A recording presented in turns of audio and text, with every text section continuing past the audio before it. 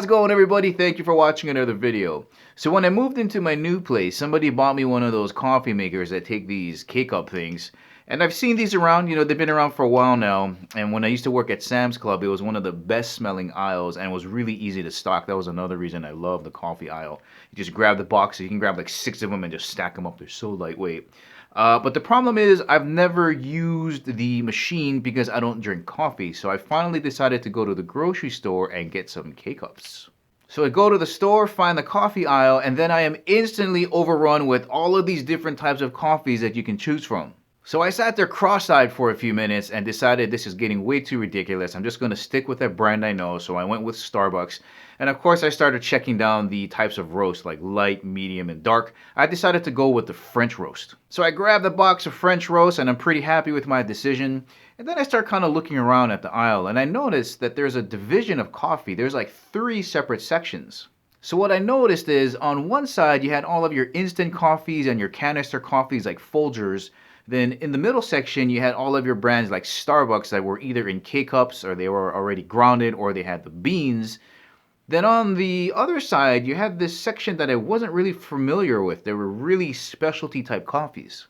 So of course I get on my phone and I start searching different types of coffees and apparently there are 3 waves of coffee.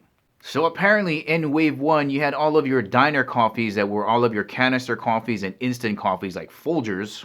And as the rest of the world laughed at us for enjoying the coffee that we were drinking in Wave 1, somewhere in the 1990s, Starbucks came around and really upped the game. They introduced us to a higher level, a higher quality of coffee. And for a lot of us, it was our first experience with lattes, cappuccinos, and espressos. And when you really think about it, that Starbucks coffee smells a lot better and tastes a lot better than Wave 1. Now onto Wave 3.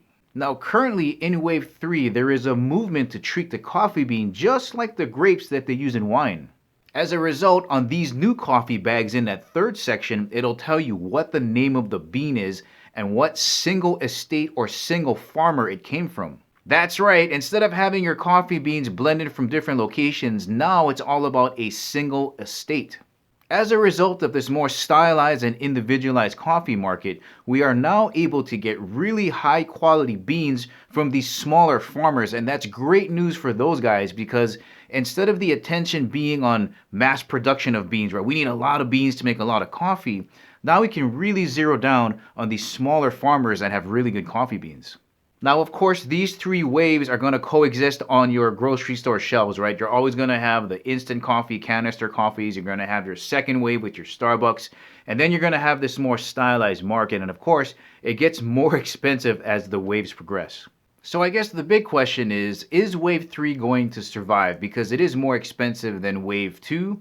And Wave 2 coffee is pretty decent. Are people going to be willing to pay the difference in price for coffee that is maybe this much better? So I guess only time will tell. For me, I guess I'll start off with these K-Cups. Guys, thank you for watching. I'll catch you in the next video.